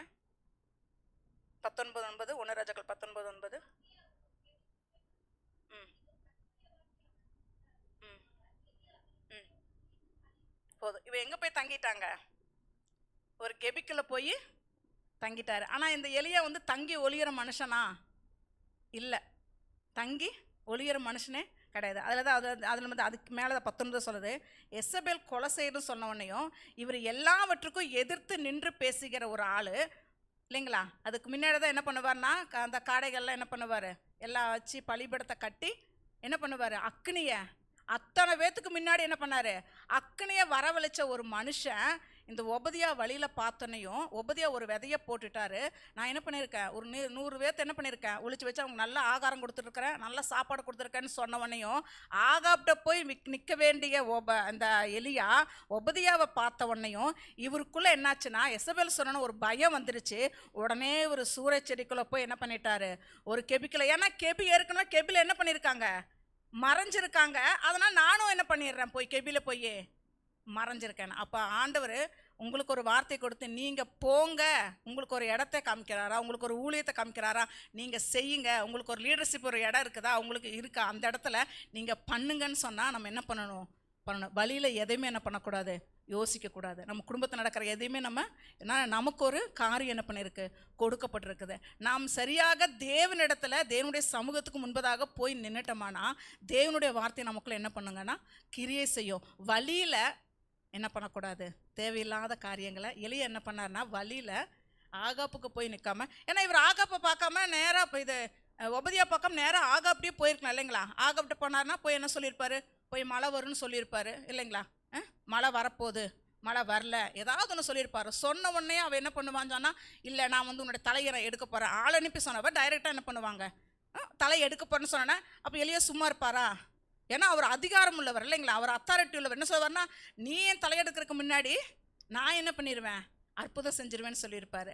ஆனால் அந்த இடத்துல எலியாவுக்கு ஒரு காரியம் என்ன பண்ணிச்சா, ஒரு பயம், ஒரு சூறைச்சல். அப்போ நம்முடைய தேவன் நமக்கு ஒரு தரிசனத்துக்குள்ளாக கடந்து போகும் பொழுது நாம் அதற்கு நேராக கடந்து போகணும். வழியில் எது வேணால் வரலாம், ஆனால் தேவனோடு பார்க்கிற முகத்தோடு என்ன பண்ணணும். இப்படி இருக்கிற எலியா தான் என்ன பண்ணிட்டாருன்னா, போதும் கர்த்தாவே நான் சாகிறேன்னு சொல்கிறேன். இந்த சாகிறேங்கிற நிலைமைக்கு யாருங்க காரணம்?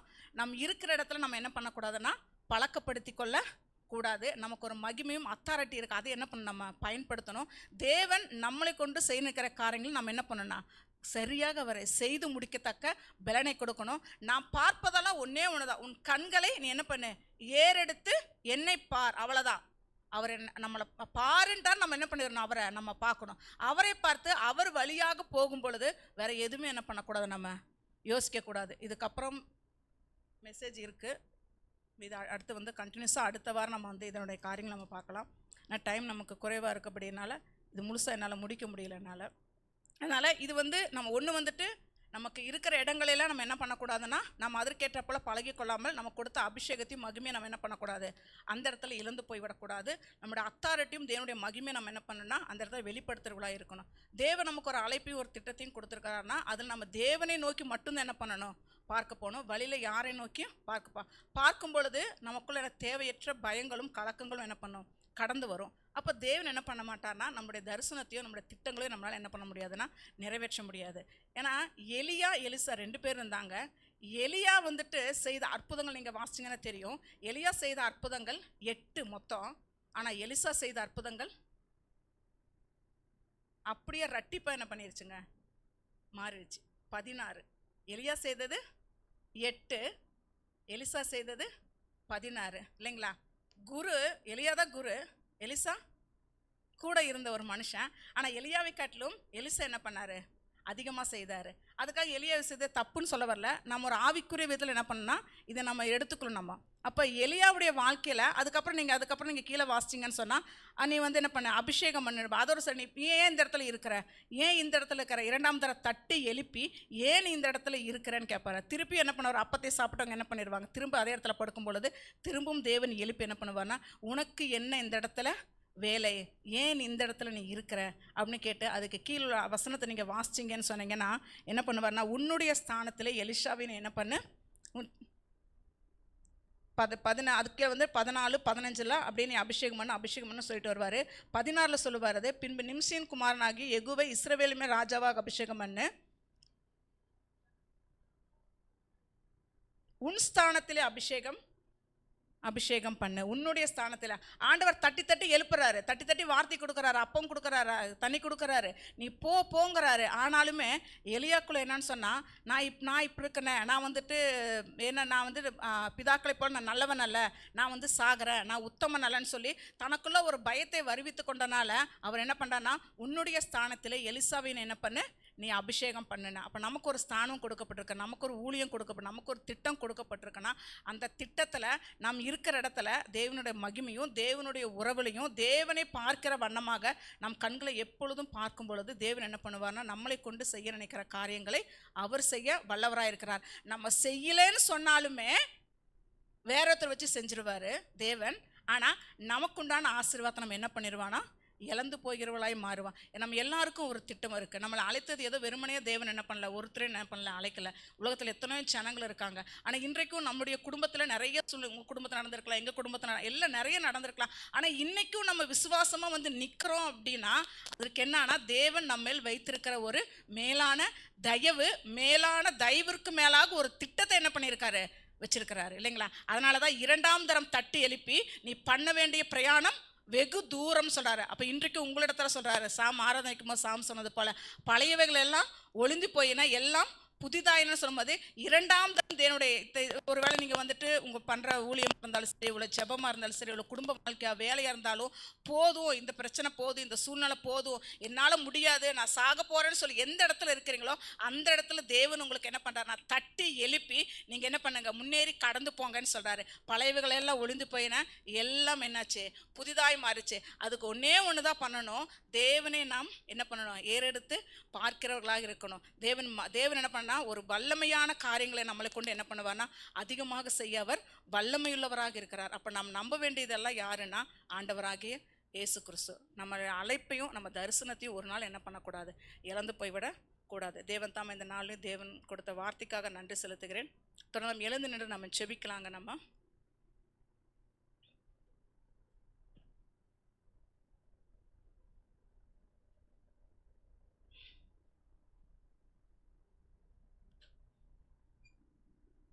ஜெபிக்கலாம்.